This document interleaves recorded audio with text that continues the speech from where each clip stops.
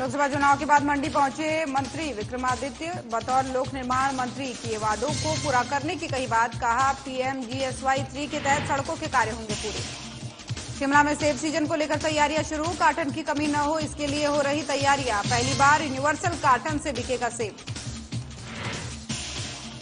कांगड़ा जिले के देहरा विधानसभा क्षेत्र में उपचुनाव की घोषणा। तत्काल प्रभाव से आदर्श आचार संहिता लागू। नामांकन पत्र भरने की अंतिम तिथि 21 जून।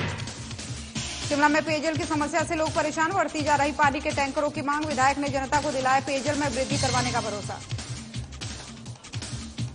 सोलन में राज्य स्तरीय सुलीनी मेले को लेकर बैठक। उपायुक्त मनमोहन शर्मा ने की अध्यक्षता। अधिकारियों को दिए उचित दिशा निर्देश। नमस्कार, खबर हिमाचल प्रदेश देख रहे हैं आप और मैं हूं आपके साथ ज्योति।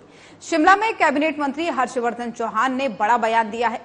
उपचुनाव को लेकर के मंत्री ने कहा कि पर्दे के पीछे क्या हो रहा है इसका पता लगाना मुश्किल है। चुनाव क्यों हो रहा है और जो है इस पर भी सवाल खड़े हो रहे हैं। वहीं इस दौरान जो है कैबिनेट मंत्री ने कहा कि कांग्रेस के बागियों को जनता ने नकारा है। देहरा, हमीरपुर और नालागढ़ से चुनकर के आए विधायकों ने पर्दे के पीछे सौदेबाजी की है। इस दौरान मंत्री हर्षवर्धन ने जानकारी देते हुए बताया कि कल यानी बुधवार को कांग्रेस विधायक दल की बैठक होगी जिसमें रणनीति तैयार की जाएगी।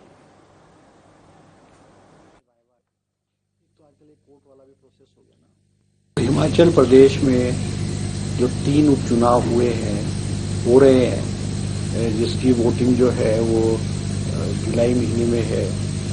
प्रश्न ये है कि ये चुनाव क्यों हो रहे हैं। सबसे बड़ा प्रश्न है कि चुनाव क्यों हो रहे हैं। 3 विधानसभा क्षेत्र की जनता ने अपने प्रतिनिधि को विधानसभा में भेजा और क्या ऐसी परिस्थिति बनी कि 1.25 साल के बाद इनको दोबारा से त्यागपत्र देकर के चुनाव में जाना पड़ रहा है। जब जनता ने 5 साल के लिए इनको विधानसभा में भेजा था और विधानसभा में चाहे सरकार का विरोध करते चाहे सरकार का समर्थन करते, ये एक सबसे बड़ा प्रश्न है। जनता का जो पैसा है, पब्लिक मनी का जो है वो खर्च हो रहा है और करोड़ों रुपए के आधार पे पैसा खर्च किया जाएगा। उसके लिए ये जो चुने हुए प्रतिनिधि पूर्व विधायक हैं वो जिम्मेवार हैं। अब ये सब जानते हैं कि पर्दे के पीछे क्या खेल खेला गया, किस तरह से सरकार को गिराया गया और किस तरह से 6 कांग्रेस के बागी विधायकों ने राज्यसभा में वोट दिया। और राज्यसभा में वोट देने के बाद जब वो जनता की दरबार में उतरे तो जनता ने 6 के 6 बागी विधायक हैं उनको नकारा है और 6 में से 4 सीटें कांग्रेस पार्टी ने जो है। लोक निर्माण मंत्री विक्रमादित्य सिंह ने लोकसभा चुनाव के बाद से मंडी का दौरा किया और प्रशासन के अधिकारियों के साथ विकास कार्यों पर चर्चा की। इसके बाद से उन्होंने प्रेस को संबोधित करते हुए कहा कि मंडी जिले में PMGSY 3 के तहत सड़कों के कार्य को 18 महीनों में पूरा करने का निर्देश अधिकारियों को दिया है।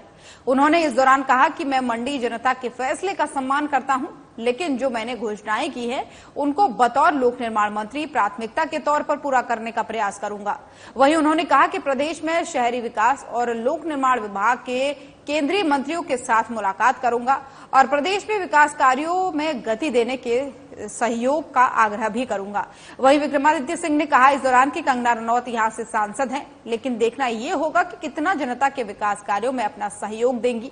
उन्होंने कहा कि उनके साथ भी अगर विकास कार्यों की बात होगी तो उनके साथ हम चलेंगे और जो हार मंडी संसदीय क्षेत्र में हुई है उसका मंथन भी किया जाएगा।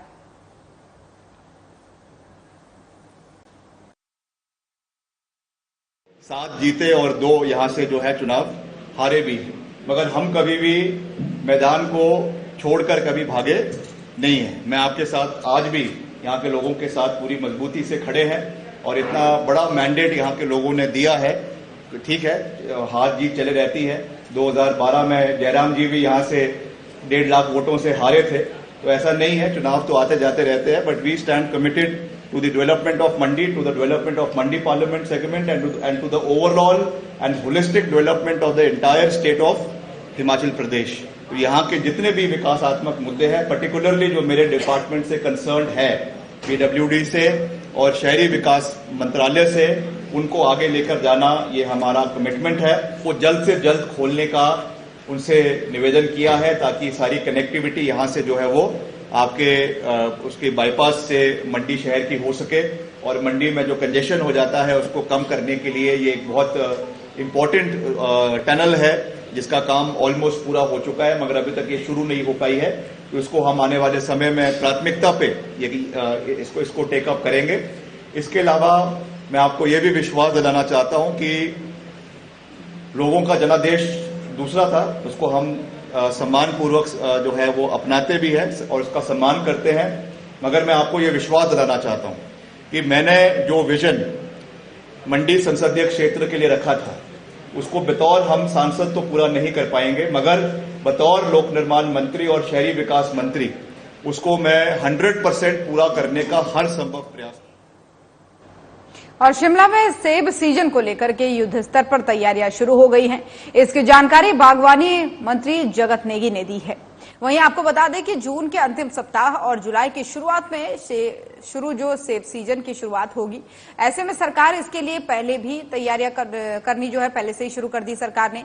आपको ये भी बता दें कि हिमाचल में पहली बार बागवानों की मांग पर सरकार ने यूनिवर्सल कार्टन लागू किया है।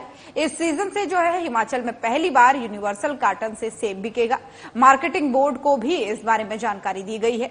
वहीं मैन्युफैक्चरर और ग्रोवर्स के साथ ही मीटिंग कर बागवानी मंत्री जगत नेगी इसकी जानकारी उन्होंने दी है।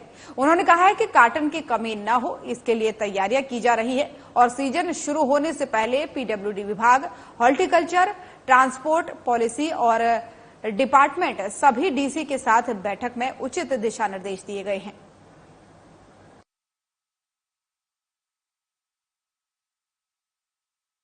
के लिए अभी हाल में हमने जो है सभी डिपार्टमेंटों के साथ, जिसमें हमारे पीडब्ल्यूडी विभाग, जिसमें हमारा हॉर्टिकल्चर विभाग, जिसमें हमारे पुलिस डिपार्टमेंट, जिसमें हमारे ट्रांसपोर्ट डिपार्टमेंट, जिसमें हमारे डिप्टी कमिश्नर, इनके साथ हमने बैठक की है ताकि जो आने वाला सेब का जो सीजन है वो जो है सुचारू ढंग से चले। और इस बार हमने यूनिवर्सल कार्टन को भी जो है इसको लागू करने के लिए फैसला लिया है, नोटिफिकेशन हो गया है। मार्केटिंग बोर्ड को भी जो इस बारे में दिशा निर्देश दिए गए हैं। उन्होंने भी कई मीटिंग्स की है मैन्युफैक्चरर्स के साथ, ग्रोवर्स के साथ। इनको दोबारा से और मैन्युफैक्चरर्स और ग्रोवर्स के साथ मीटिंग करने के लिए कहा है ताकि एचपीएमसी से भी हमारी मीटिंग हुई है ताकि किसी किस्म की कार्टन की शॉर्टेज ना हो। इसलिए जो एचपीएमसी भी जो है टेंडर कॉल करके ये जो रेट वगैरह जो है उसको खोलेंगे ताकि एक ग्रोवर्स को पता लगे कि हमारा जो यूनिवर्सल कार्टन जो है कितने तक का मिलेगा। मैन्युफैक्चरर्स भी अपने हिसाब से जो है इस। कांगड़ा जिला के देहरा विधानसभा क्षेत्र में उपचुनाव की घोषणा के साथ ही जिले में आदर्श आचार संहिता तत्काल प्रभाव से लागू हो गई है। ये जानकारी अतिरिक्त उपायुक्त सौरभ जस्सल ने दी है। उन्होंने कहा है कि राजपत्रित अनुसूची 14 जून को जारी की जाएगी और नामांकन पत्र भरने की अंतिम तिथि जो है वो 21 जून होगी। नामांकन पत्रों की छंटनी 24 जून और नामांकन वापस लेने की अंतिम तिथि 26 जून रहेगी।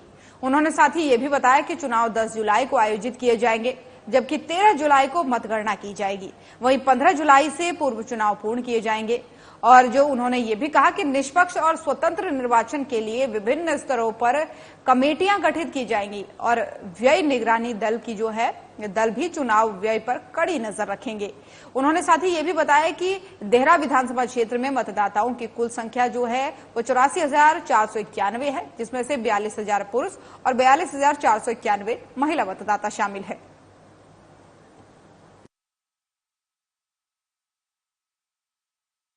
इलेक्शन कमीशन ऑफ इंडिया द्वारा हिमाचल प्रदेश में बाई इलेक्शन की घोषणा की गई है, आप सबको पता चला होगा। इसी संदर्भ में हमारे डिस्ट्रिक्ट कांगड़ा में भी एक असेंबली कॉन्स्टिट्यूएंसी है देहरा, जिसमें बाई इलेक्शन होना है, जिसका नंबर है AC number 10 Dehra. Date of issue of notification 14 जून 2024 से है। Last date for filing nomination हमारी 21 जून से है। Date for scrutiny of nomination हमारी 24 जून को है। लास्ट डेट फॉर विड्रॉल, मतलब कि आप जो एप्लीकेशन दे रहे नॉमिनेशन जिसको विड्रॉ करने के लिए 26 जून का डेट दी गई है। डेट ऑफ पोल हमारा 10 जुलाई है और डेट ऑफ काउंटिंग उसके अंदर 13 जुलाई को है। और सारा का सारा जो इलेक्शन का प्रोसेस है हमारा। और राजधानी शिमला में इन दिनों जहां गर्मियां अपने चरम पर हैं, वहीं शहरवासियों को पेयजल की समस्या से जूझना पड़ रहा है। पेयजल समस्या के चलते शिमला जल प्रबंधन ने शहर में पानी की सप्लाई भी एक दिन छोड़कर कर दी है और बावजूद इसके प्रतिदिन राजधानी में पानी के टैंकरों की मांग दिन ब दिन बढ़ती जा रही है। शिमला में प्रतिदिन लगभग 50 टैंकरों की मांग आ रही है। तंग रास्तों के कारण बड़े टैंकर कुछ क्षेत्रों में पहुंच नहीं पा रहे हैं, जिसके चलते नगर निगम ने इस समस्या से निपटने के लिए अपने बेड़े में 2 छोटे टैंकर भी शामिल कर लिए हैं और अब जो है नगर निगम के पास छोटे टैंकरों की संख्या 3 हो गई है, जिससे कुछ हद तक शहरवासियों को पेयजल समस्या से राहत मिलने की उम्मीद है। विधायक हरीश जनार्था और महापौर सुरेंद्र चौहान ने 2 छोटे टैंकरों को हरी झंडी दिखाकर के रवाना किया। वहीं विधायक हरीश जनार्था ने कहा इस मामले में कि गर्मी के दिनों में राजधानी शिमला में पानी की समस्या हो जाती है, लेकिन इस वर्ष इस समस्या ने विकराल रूप धारण कर लिया है। इस वर्ष शहर में तीसरे दिन पानी की सप्लाई की जा रही है।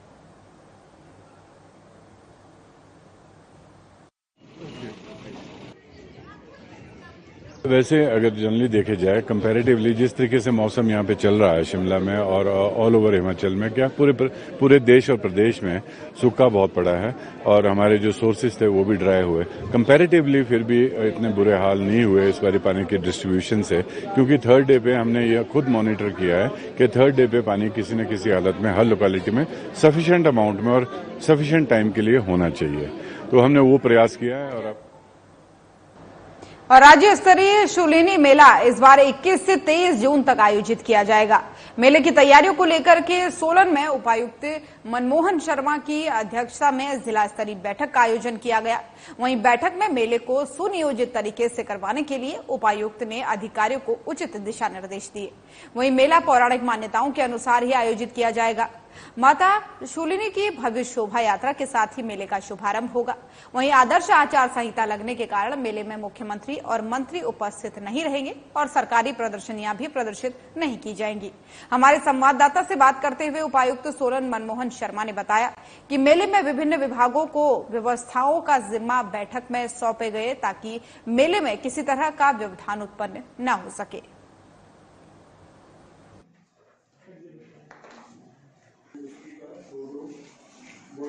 आज हमारी शूलिनी मेला की समिति की बैठक थी और उसमें मेले की तैयारियों का जायजा लिया गया और क्योंकि हमारी दूसरी बैठक थी, इससे पहले भी एक बैठक का आयोजन कर दिया गया था। अब इस बार एक सुझाव आया था लोगों का कि जो कल्चर प्रोग्राम है उसको पुलिस ग्राउंड शिफ्ट करें, क्योंकि तो हिमाचल प्रदेश की खबरें देख रहे थे आप। बुलेटिन में फिलहाल इतना ही। नमस्कार।